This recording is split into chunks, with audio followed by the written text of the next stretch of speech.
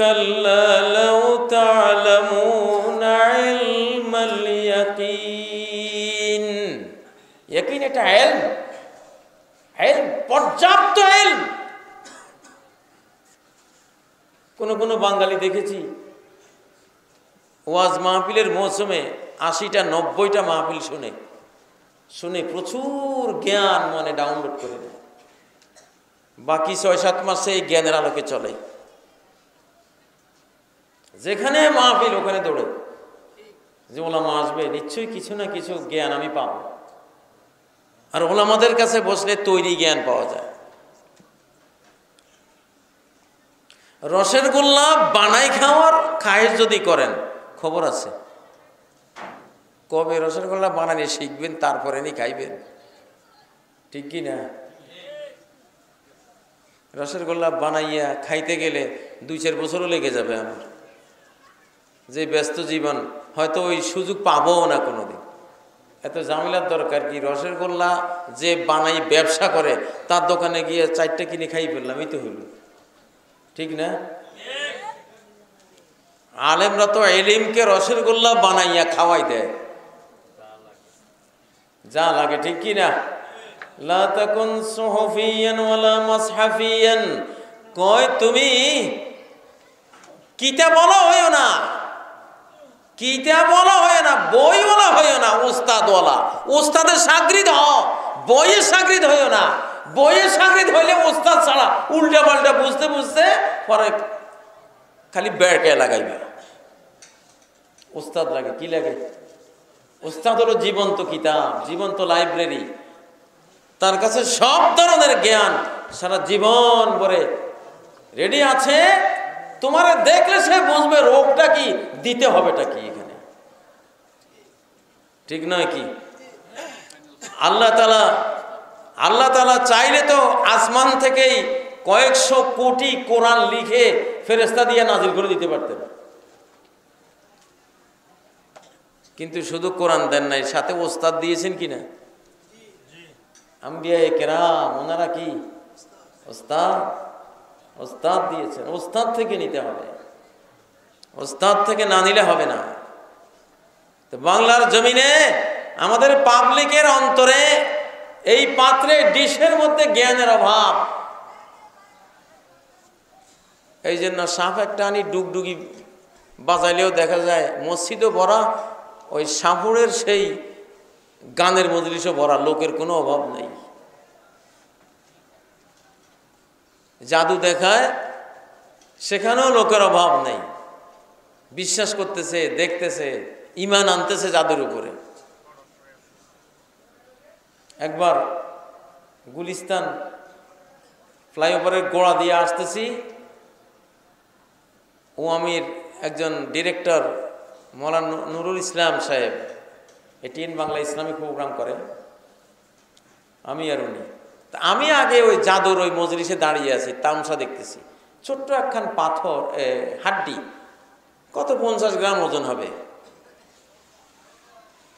এখন জাদুকরটা বলছে যে এই হাড্ডিটা যে হাতে ধরে রাখতে পারবে, কে পারবে? এই পালোয়ান বীর পুরুষ, আসো দেখি। তো হাতে দেয়, দিলে পরে এটার ওয়েট এত বেশি হয় যে কিছুক্ষণের মধ্যে ওই লোক আর ধরে রাখতে পারে না, পড়ে যায়। আমি দেখতেছি অবস্থা। তা আমার মনে হয়েছে এটা দুইটা হইতে পারে। যেই লোকেরা এটা হাতে নেয় তারা খামাখাই কৃত্রিমভাবে এটাকে ওইভাবে দেখায়, আসলে ওজন টোজন কিছু না, এরা এর দালাল, ওরা এর আহ্বানে সাড়া দিয়ে দিয়ে আসে এক একজন, আর ওইভাবে দেখায়। এটা একটা ধোঁকা হতে পারে। আর যদি বাস্তব হয় যে এটা এত ওজন হয়, তাহলে একটা জিন আছে এখানে। পাথরটা যেই লোক নেয়, ওই জাদুকরের পালা জিন, পোষা জিন, জিন এসে পাথরটার উপরে বর করে। বর করলে তো এটা 1 টন 2 টনের মতো ওজন হয়ে যায়। মনে মনে ওজন, জিনের ওজন, জিনে ওজনটা দেয়, তো এটা ধরে রাখবে কেমনি? তো অবস্থা যাই হোক, দেখলাম যে নুরুল ইসলাম সাহেব আসছে। ওনারে বললাম যে আপনি ওই কোনায় দাঁড়ান আর আমি এই কোনায়, আপনি ওখান থেকে আয়াতুল কুরসি ধরেন আর আমি এখান থেকে আয়াতুল কুরসি ধরি। যদি জিন হয় তো এই লোক আজকে এখানে বেইজ্জত হবে। এখন যখন আয়াতুল কুরসি পড়া শুরু করছি, ঠিকই তো এখন আর ওজন নাই, এখন আর ওজন নাই। এখন সে আবার ঘোষণা দিয়ে রেখেছে কিছুক্ষণ পরে আমি চেয়ারে বসবো, চেয়ারটা আস্তে আস্তে ভাসতে ভাসতে সবার মাথার উপরে 10-20 হাত উপরে উঠে যাবে। হ্যাঁ, এটা সম্ভব, পোষা জিন থাকলে জিনে ভাসাবে।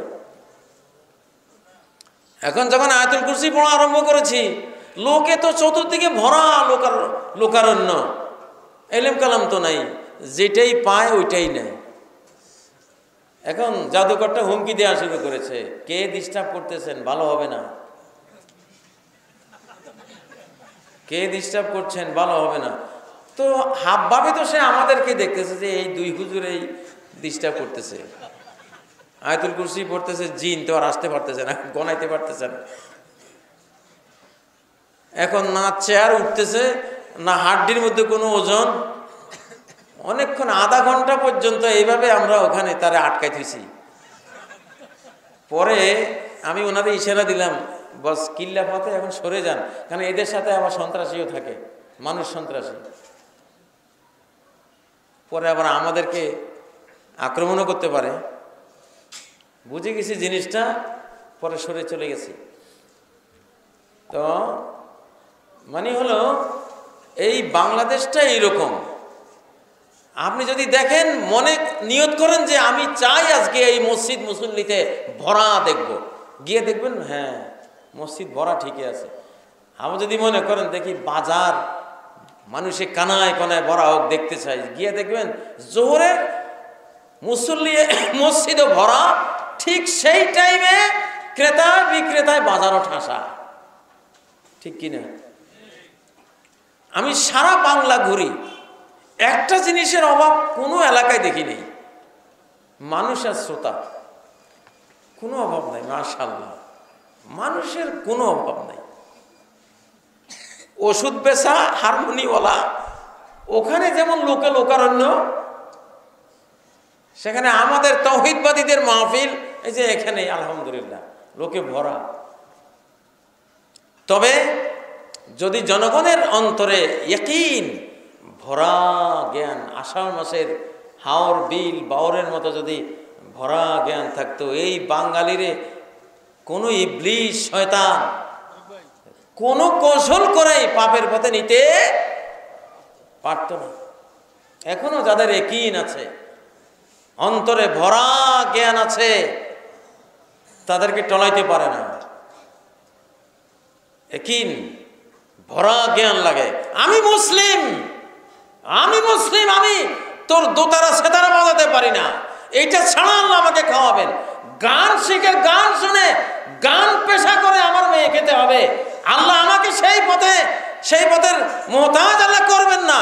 আমার মেয়ে ঘরে থেকেই পর্দা করেই আল্লাহ নেককার বান্দি হয়েই মারিয়ামের মতো রিজিক ঘরে বসে বসে খাবে, ইনশাআল্লাহ এই ইয়াকিন আমার আছে, আল্লাহ এই রিজিকের ব্যবস্থা করবেন। এরকম ইয়াকিন যদি থাকে, এই জামানায়ও কোটি কোটি মারিয়াম ইনশাআল্লাহ তৈরি হওয়া সম্ভব। সম্ভব কি না? ইয়াকিন। আজকে একটা ইউটিউবে দেখলাম, নেপোলিয়ন বোনাপার্ট, রাশিয়ার স্টালিন, তারপরে আপনার ফ্রান্সের সম্রাট, বড় বড় নাস্তিক দার্শনিক রবার্ট স্কট, মৃত্যুর সময়ে কি ইয়াকিন, তোরা বলিস না আল্লাহ নাই, তোরা বলিস না জাহান্নাম নাই, আমি এখন আল্লাহকে অনুভব করছি, জাহান্নামে আমি এখন সাক্ষাৎ নিজে পড়ে যাচ্ছি। হায়, যদি সারা ইউরোপের মালিক হতাম, আর একটা দিন যদি আল্লাহ থেকে কেনা যেত আজকে মৃত্যুর এই সময়ে, তাহলে একটা দিন কেনার জন্য গোটা ইউরোপ আমি দান করে দিয়ে চেষ্টা করতাম, একটা দিন কেনার জন্য।